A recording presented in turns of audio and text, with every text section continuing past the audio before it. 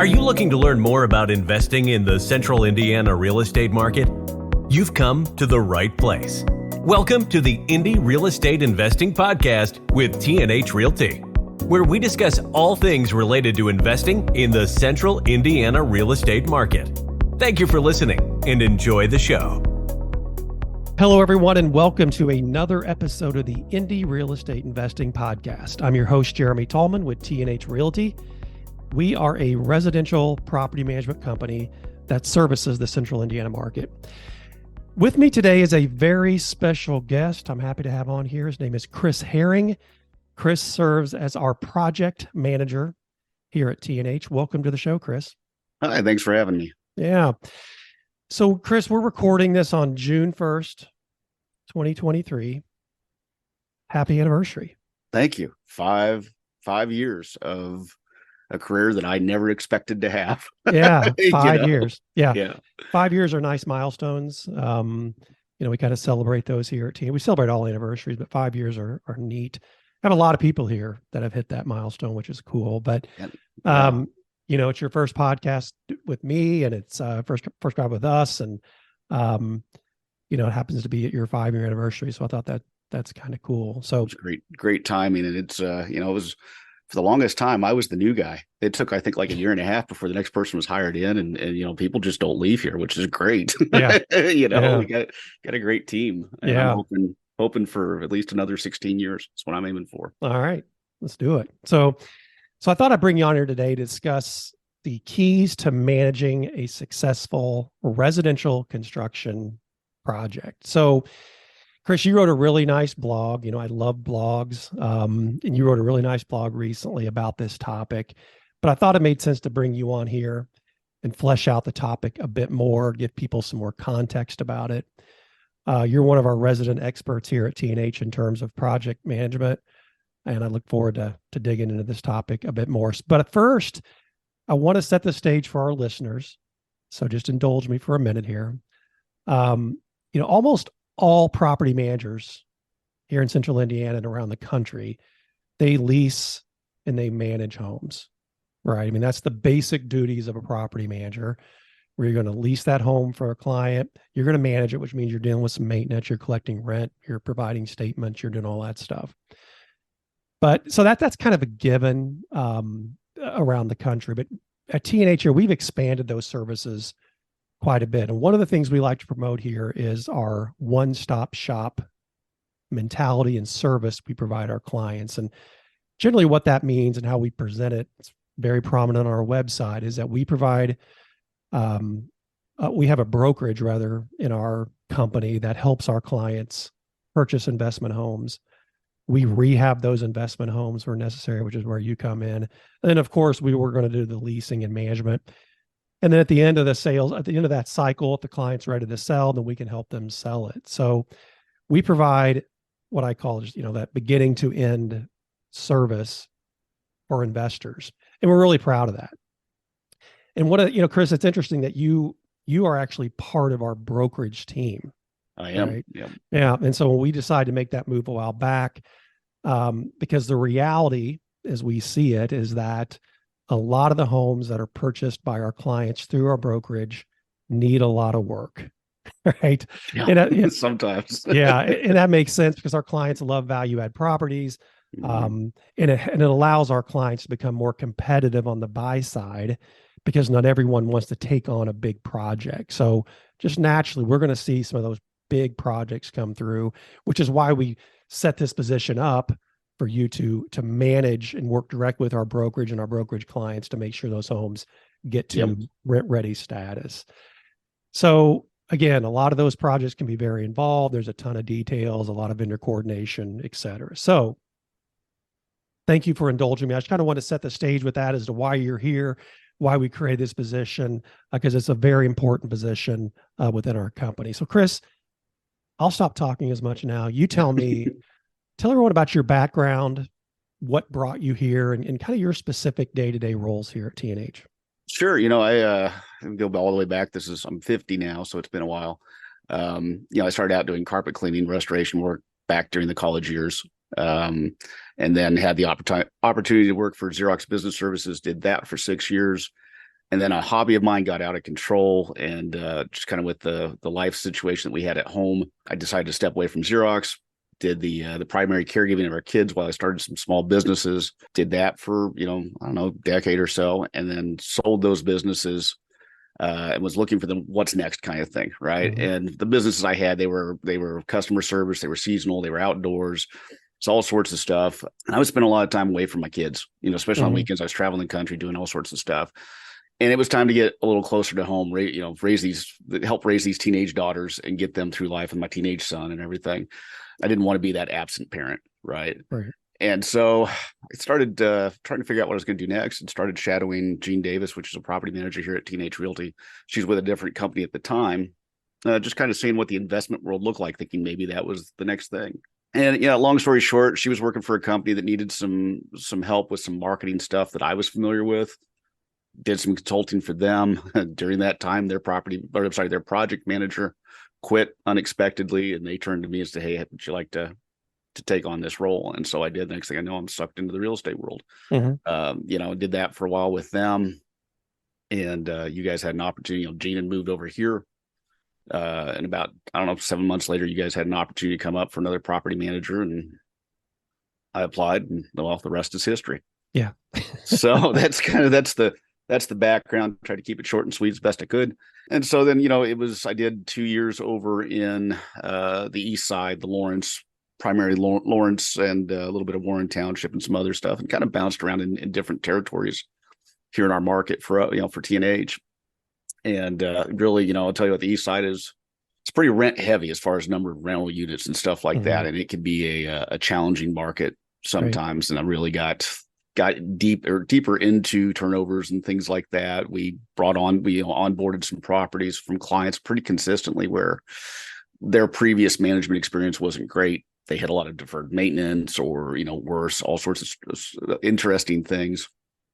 And, T&H is set up a little differently than most property management companies. And when I kind of explain it to clients, normally you would expect a property manager to kind of does all the things, the leasing, the marketing, the tenant and maintenance, all those pieces. And we don't function that way here. It's your property managers, those that have that title are, they're doing they're touching some of those things, but we have departments, a leasing department, a tenant and maintenance department, things like that to really take on that kind of load. And that frees up the property managers to really understand the bones of the property and how to repair them, and so we're more vertical is kind of the way I explain it to people.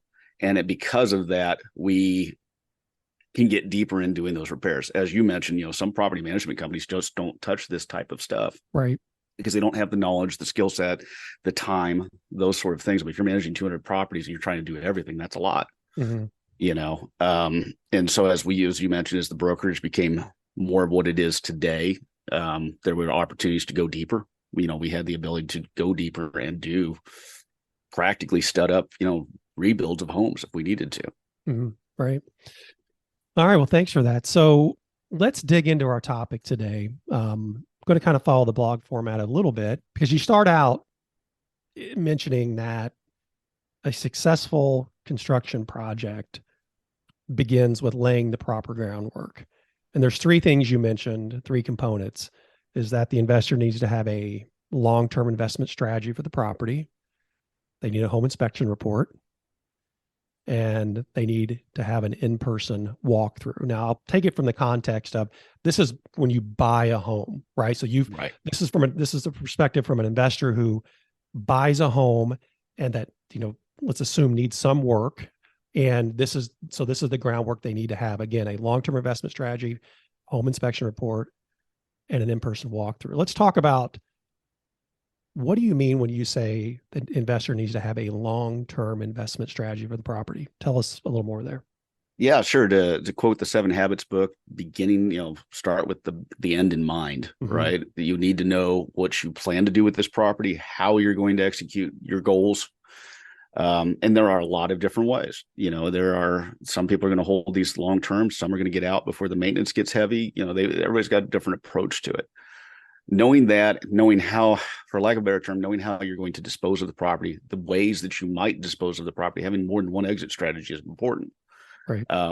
And so a lot of that, once you understand what you plan to do with the property or what you might do with the property, that's going to help you kind of pare down some of the decisions when it comes to the repairs to the home. Mm-hmm. Right. If I'm going to hold a home for 3 years, 5 years, I'm going to take a completely different approach than on a home that I might hold for 20 years or longer. And Right. most of our clients are planning to hold these long term, 20, 30 years, lifetime. So that's a big part of it, and when I look at an investment strategy, let me back up. So my plan is to invest. I've been working on that. That is still a goal of mine. And I think I'm going to see realization on that here in the next 6 months or so. I'm looking at a few things. I'm looking at the timeline for owning the property. I'm looking at the initial rehab budget, the funding and the funding reserves, because you're going to need cash after the fact. What the refinancing expectations are, especially with right now with the interest rates being what they are, you're going to want to refinance at some point, right? We hope that we can get down and maybe see 5s or 4s. I don't know if we'll get south of that, but if I could see a 4% interest rate, I'd be really happy. Right. I don't know if we'll get there, but we'll find out. And then figuring out deferred maintenance, future maintenance, the timing of those things. We have expected lifespans for things. Roofs will last 20 years or 30 years, depending on the shingle. An HVAC system is going to last, some components are going to last 20 years, some components are going to last 10. And trying to put that in a plan, there's always the anomaly of when that thing decides to fail, but planning it out so that you're not surprised by major expenses. Those things can be expensive. So Chris, I think what you're saying is like every investor, they just need a plan, right? Simply put, you need a plan for the property. You don't just want to buy it and just kind of meander around, and just kind of go with the flow. You want a plan, maybe a couple different plans for the property. So, okay. All right, let's move on to the second part of laying the proper groundwork, and that is a home inspection report. These are huge. We encourage them. Quick thought on home inspection reports. Home inspection reports are worth the money spent, especially if you've got a great home inspector. We're fortunate we worked with some that are fantastic. I mean, to the point of almost being pedantic, on some of those things. In a home inspection report, there's maybe a misconception on what a home inspection report is going to cover. I've had more than a few clients have expected that's going to tell them every flaw, everything they need to do about a property before they've closed on it. And it's simply not true. A home inspection report is going to identify major defects and inform the client about the condition of the systems and components of the home. It's important to note it is generally geared towards an owner occupant. Right? It's not looking at it as a business. It's looking at it, you're going to live in it. So it's not going to take things like the cosmetic condition of the home into consideration. You're going to miss a big part of that. It's also not looking at the marketability of the home. They're just saying, hey, this is what the structure of the home looks like. It's in a livable condition. It's not in a livable condition. These are the things you need to do to bring it up to that condition. And, obviously the bank has some skin in the game as well. And they want to make sure the property they have has the value they expect. Right. Yeah, it's a huge point, because I think investors say, well, let's take care of the health and safety. That's $4,000. And now I can move my tenant in. No, right. It's a totally different scenario or step in the process to get that cosmetic and marketability down, rentability down to where it's an appealing product for someone to move in. All right. Right. It's not a product yet. Right. It's a home. Right. It's what it is. Right. Okay. And then finally, you mentioned the third component of laying the correct groundwork is having doing an in-person walkthrough. Talk about what that means. So the in-person walkthrough, this is going to be complementary to your home inspection report. This is where we're going to take a home and we're going to turn it into a product, right? And there is no substitute for walking a property. There are things you can't do from a distance, right? You've got to see the property. And here, this is what we're doing is we're looking for those cosmetic items. We're looking at the things that are going to help us with the marketability of the home. We want this home to appeal to a broad range of families. And a lot of owner occupant homes are tailored to the person that lives there. Right.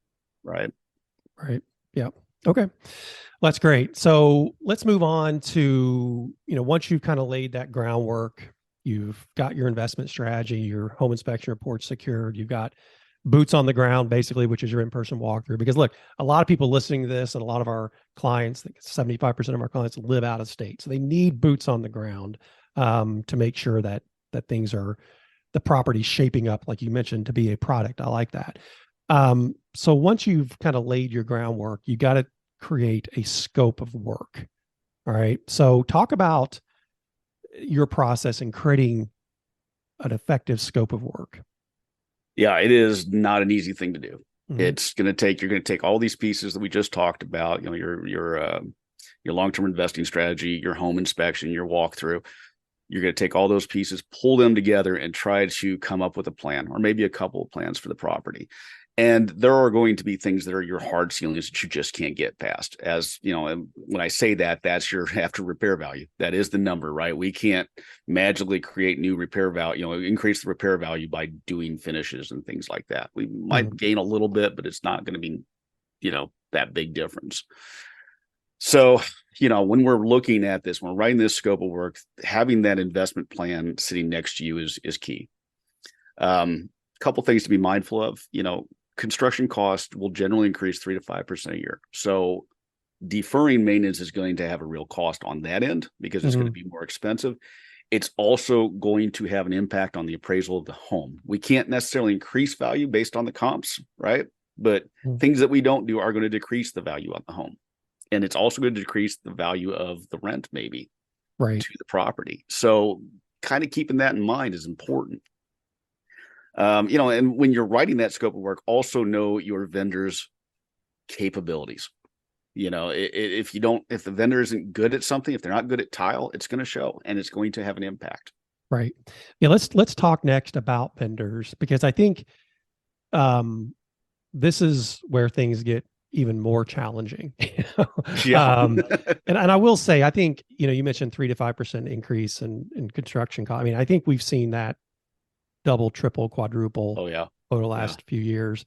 Those costs and during the pandemic, man, we were 20-30%. I mean, windows went from, 350, 450 a window to 850 or more. Yeah. We saw it full on doubling there. So hopefully we're going to see, I think you're right, normally 3 to 5%, but I just want people to keep in mind that over the last 2 or 3 years, that number has been much higher than that. As the inflation ticks up, so and the market, and products get limited, so does the cost. And boy, we felt it the last year or two. Yeah. So again, let's get back to vendors now. So this is hard. We've talked about here that blue collar is the new white collar. Like, these trade people are in such high demand. They're charging more because there's just not many of them. I heard the other day, and I could be wrong about this, I don't want to be quoted necessarily, but I heard the average age of someone in the trades is like 45. I believe it. Right. So there's not a lot of young people pouring into the trades right now for whatever reason, because there's just a ton of opportunity, let's face it. But I digress a bit. So let's talk about breaking down that scope of work and then selecting those vendors again, which is difficult. What is your process and how you say, look, we need to do these 40 items. All right. Right. Now it's about cutting it into a pie, so to speak, of what vendors. Tell us your process and how you think about that.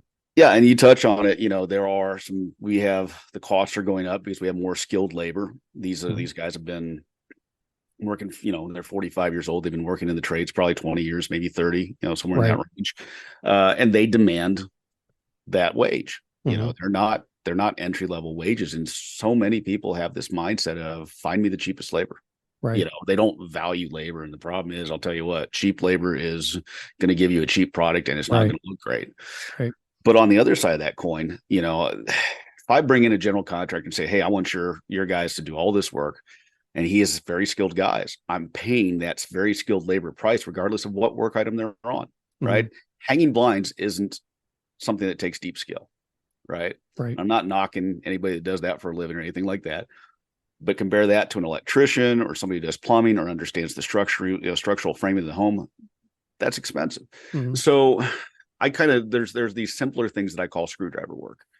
And so that's first thing I'm going to do is I'm going to break those apart and say, these are the things that are kind of, what I call handyman related screwdriver items, set those aside, and then look at my skilled stuff, right? If it's electrical, it's plumbing, and it's, if we're doing a full rewiring of a home, if we're doing, new plumbing all throughout, I need a trade guy. I need that plumber. I need that electrician, especially electrical, use an electrician, right? Because it can burn down a home if you don't do it right.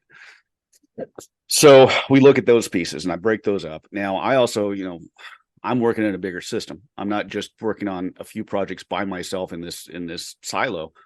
I have 7 other property managers within the company who are bringing work to the same vendor pool.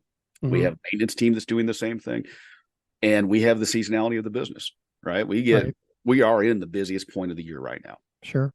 Understanding the smaller vendors, they can't scale up when the work scales up, right? If you got a crew of 2 or 3 guys, they can only go at the pace of 2 or 3 guys. Mm-hmm. Your bigger vendors can do more things, but they have a layer of support in their company that the smaller vendors don't. They have an office staff or maybe a quality assurance guy or something like that. And you're going to pay for that, right? If they have an extra layer, there's an extra cost, and they're not going to do their work cheaper than anybody else, so to speak. Mm-hmm.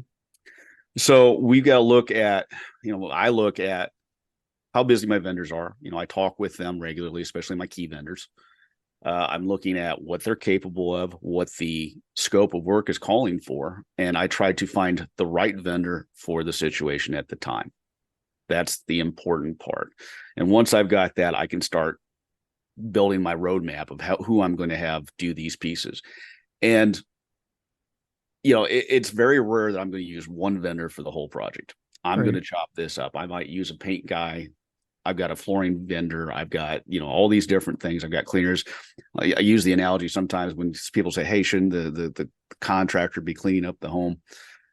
My contractors aren't cleaners, nor are my cleaners contractors, So it's like, use the person that does it well. That's who you want to do. And you want to, and there are budget constraints and things like that come into play as well. But, as you do this 70, 100 times a year, 70 to 100 properties a year, you get pretty familiar with the tempo, and things will change with vendors. A vendor might have somebody sick or quit, and it can really impact the availability and the capabilities of the business. Yeah, I think that's great. So like if we take it to the individual investor level who is trying to manage their own rehab, right?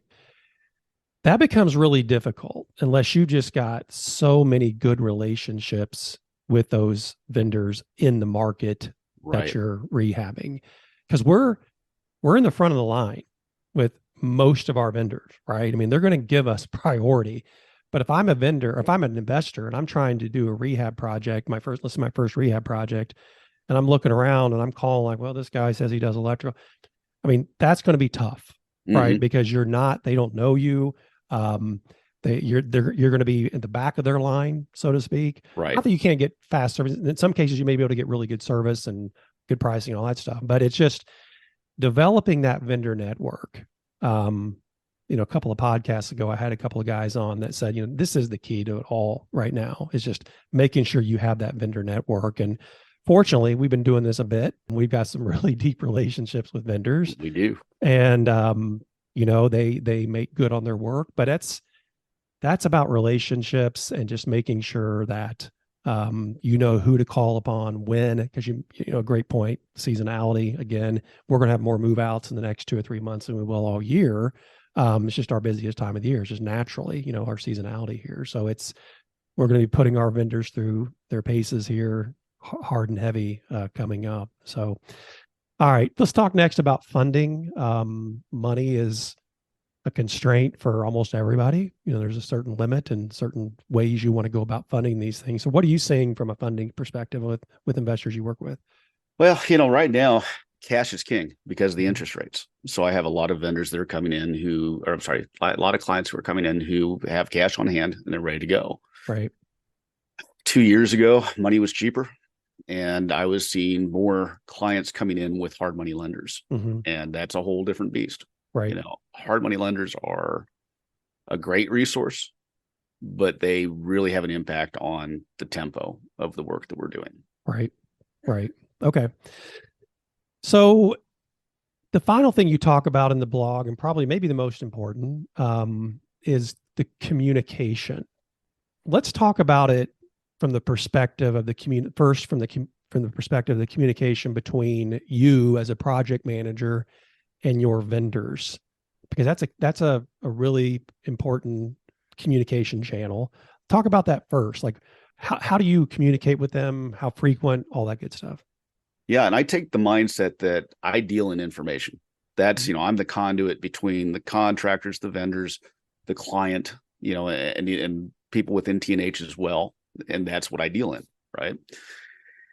Communication is critical, and it's cliche, but it's true, right? You're in my situation, I'm building a team for long-term success. I have systems, proven battle-tested systems that we've developed over the years through T&H. Then that gives me an advantage because I'm building a relationship in a different way, a deeper relationship. But boy, getting to know a new vendor is very much like dating. That's what I tell them. When I start out with new vendors, I'm like, we're just dating. So we're going to talk a lot. We're going to get to know each other. I'm going to have a pretty consistent tempo of touching base with them. Right. And I'll outline at the beginning my expectations of communication, because I'm setting expectations for my clients about when I'm going to communicate with them. I'm going to update them. You're dealing with a home a couple of thousand miles away, and it's probably one of the biggest investments of your life. It's a scary thing. Yeah. Right. So you want the people that you work with to be reliable and predictable. And how do we do that? Communicating clearly. It's so what I do is, I will update my clients once a week. That is my commitment to them. I do that on Fridays. And what I'm doing in a lead up to that is I'm communicating with my contractors throughout the week, but I'm trying to strike a balance, man. I want to keep those guys. I want to keep the hammers swinging, right? If the hammers aren't swinging, they're talking to me. We're losing time. We're losing days on market. We're increasing our vacancy. So I try to stay out of their way, let them do their work, because I know them. I trust them. Right.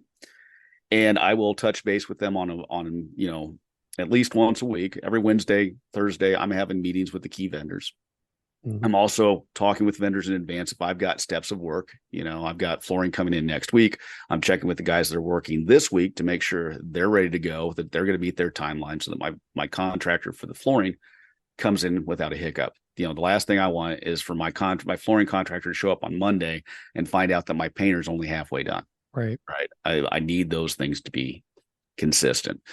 And a big part of it is you're going to teach, or sorry, if not teach, but you're going to basically set expectations. If there's an important thing, you want granite countertops, you better tell your contractor that you want granite countertops, right? Don't leave it to them to make the decision. You might end up with a butcher block countertop or something else. So make sure you have good information in your scope of work that sets your constraints, your requirements, right? Another thing is collaborative problem solving. If you have a good relationship with a vendor, you want the vendor who comes to you and says, hey, I've run into something that I'm not sure how I want to approach it, right? Doesn't mean they don't know how to do it.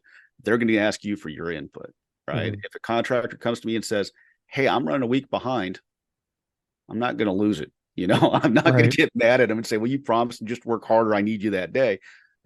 All right. Now that I know that information, that you run a little bit behind, I can reach out to that flooring guy and say, hey, we're a week behind. Can you push me off and make an adjustment to your schedule? On the flip side, if I've got good relationships with vendors, they might reach out to me when they have an opening in their schedule. Hey, I've got this slot. Is there something we can jump in? I had my tub glazer do that to me yesterday. He was planning to be out there in 4 weeks, had some availability. We haven't started the general construction repairs on that property. Sure, go ahead. Let's do that. So having those good relationships with people, it's not just communication, it's building a good relationship with them will pay off. Right. That's great. So, okay. Well, I appreciate all that recap on, how to do those, just all those different steps I think are so critical, and it's laid out really well, and to making sure you have some really good success with with your construction project. Now, at the end of the day, I'm not sure we've ever experienced a big project that went exactly as planned, right? No, they never are. Yeah, because there's just so many things that can happen, particularly when you're working in older homes. You don't know what you're going to run up against. So, but again, creating that plan, executing with that scope of work and the vendors regarding or related to it, and then, they're just really communicating well. I think really creates the roadmap for success, whether you're going to get from point A to B with no issues, that's a different story. But Right. at least you got a plan and how to execute that. So, well, that touches on a good point. You talk about never hitting a timeline, or things are going to run a little differently than you expect. Let's call it that, right? One of the first questions I get asked as soon as somebody approves the work is, when's it going to start and when's it going to be finished? Right. And on a big project, I'm like, I can't answer that question. I can tell you that I expect about this much work to happen on a weekly basis.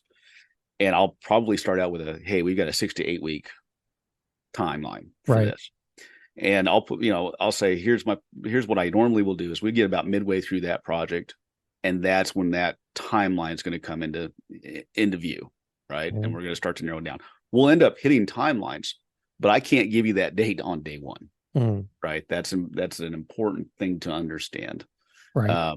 And also I will give those timelines. So if my general contractor says, we're going to be done with the painting phase on week 5 or whatever. Okay. Well, the day after that, we're going with flooring. Well, as we're talking on a weekly basis, I'm reminding them of those timelines. It's more important to be able to hit those timelines. And sometimes, we may run a little behind on the GC, but there is work we can push to after the flooring. Right. And so the flooring crew comes in, we don't miss days with them. We don't have to reschedule anything. I don't want to reschedule my flooring guys. That's one of the toughest things to do. So I keep talking about flooring. It's one of those, man. Like, if I miss it, we're going to wait another 3 weeks. So we're not going to miss it. Right. And then we can generally catch up, and I have the advantage. We have an in-house maintenance team. They do a lot of what I was mentioning earlier, screwdriver work. Right. I forgot to touch on this. I meant to earlier, so I'm just going to go to a side here. With the smaller screwdriver work, I have the advantage of the maintenance team. The maintenance team works at a time and material rate instead of bidding things out. And what that means is they're going to charge me a fixed rate for their labor, an hourly rate for their labor. And then they're going to charge me the real cost of the materials, right? They're not marking up materials, not doing anything like that. And because of that, if a general contractor quotes out certain items, they're going to give me the most likely outcome, the most likely case of when they get into it. If I say, hey, replace this cabinet, they're going to expect some wall repairs and some other things. We're getting a little deeper. It's a little bit beyond screwdriver work. My guys aren't doing cabinets, but that's a good example of where we might find more things. So we're going to pay probably a premium. I mean, if there's a situation where, hey, it just went smoothly, they're not going to give me a discount for it going smoothly, right? On the other side of the coin, if it's rough, they're not going to charge me any more for that. They're just going to stick to their price, and they've kind of got some insulation in it, so to speak. Time and material, I'm getting the real cost, and that's where I can save on the smaller items. 30% is usually what I'm saving versus a general contractor quoting out that item. It's pretty good. Yeah. So. Okay. So let's talk about, let's kind of give people an idea of the scope of work that we can do. Talk about the biggest project you've ever done. Give me, I don't even know, exact, I don't want exact addresses or anything like that, but tell me about like the kind of the cost of the biggest project we've done, just generally. I've had a couple $100,000 projects. I think one of them went up as high as maybe 110, 120. These were heavy remodels of a home. This was redoing kitchens and bathrooms, adding spaces in existing floor plans, adding new square footage and attics, things like that. There are two that stand out. There's a property up in Anderson, Indiana that we took on that, I was mentioning earlier that you have some homes that are a little quirky because the owner occupant did it in the style that they needed or they wanted, right? And this particular property had a very, very small kitchen, and right next to it had a really big laundry space, a utility room. So they like doing laundry. Yeah, laundry. I don't know what the thinking was, but that thing was like about 8 feet, 10 feet wide, and the kitchen was maybe just as wide.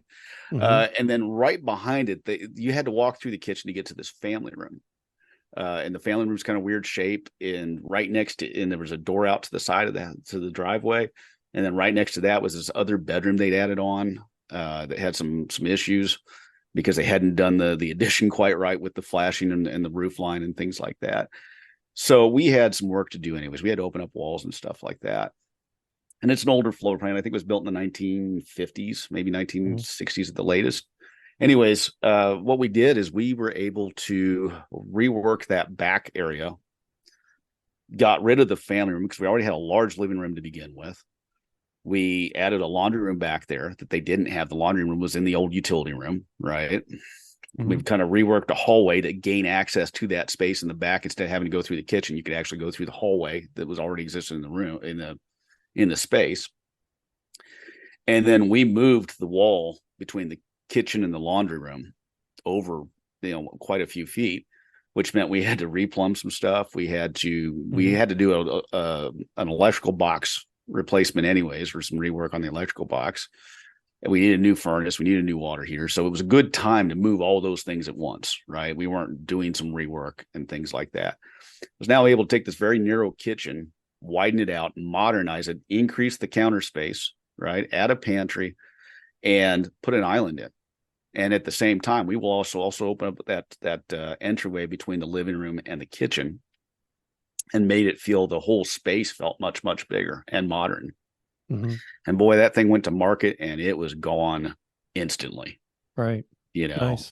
So that's we talked about this for a minute yesterday. It's the real estate term. The layout was like functionally obsolete. Yes. Yep. Right. I mean, love that phrase. It's just a very odd floor plan. And again, they must have really liked to do laundry and stretch out in there or whatever. It doesn't make a lot of sense, but then have such a small kitchen. So yeah, it seems like there was sounds like a lot of challenges with that property. Then we got it back up to spec and feeling good, looking good, and had some success there. I believe it appraised really well as well. So, it was a win-win all across the board. And that client came back to us. I just finished another project with her a couple weeks ago.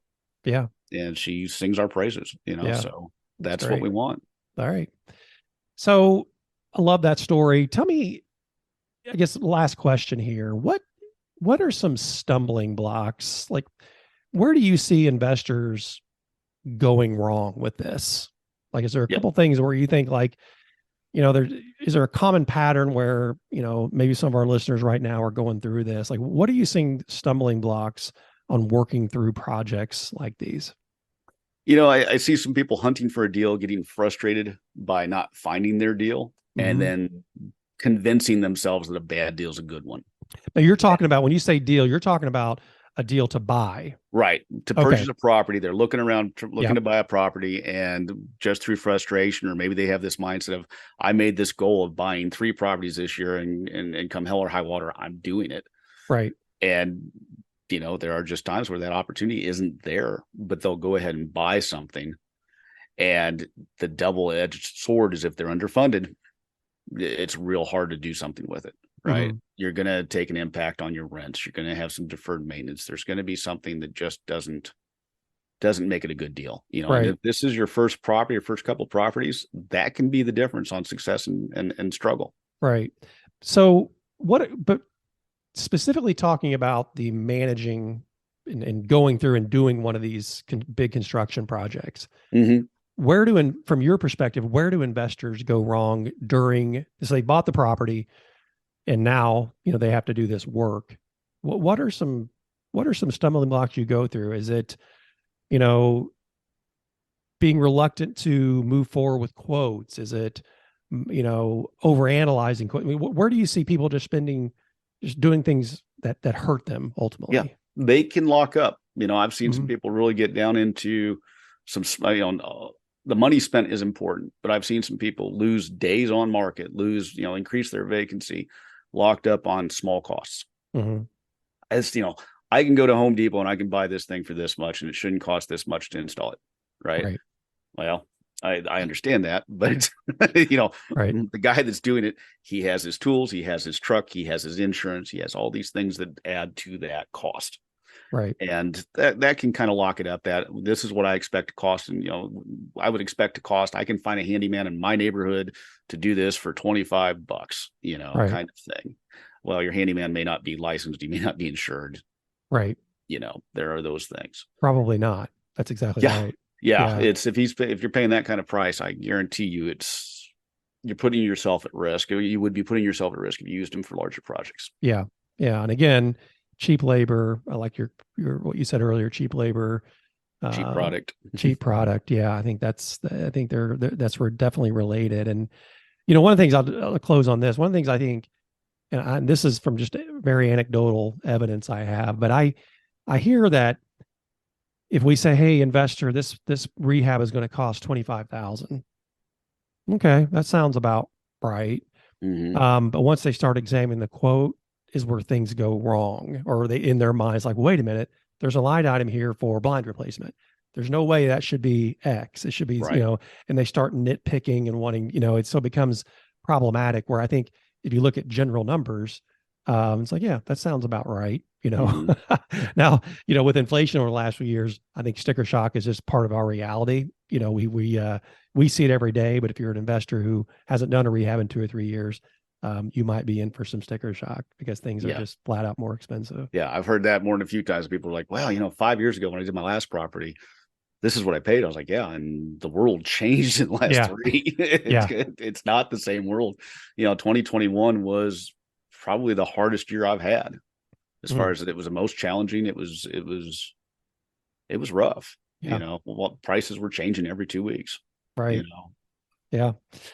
Well, Chris, this has been awesome. Thanks for joining me. I appreciate it. Happy to do it. Thank you so much. Yeah. Well, we hope everyone's picked up some information that will help them in their investing.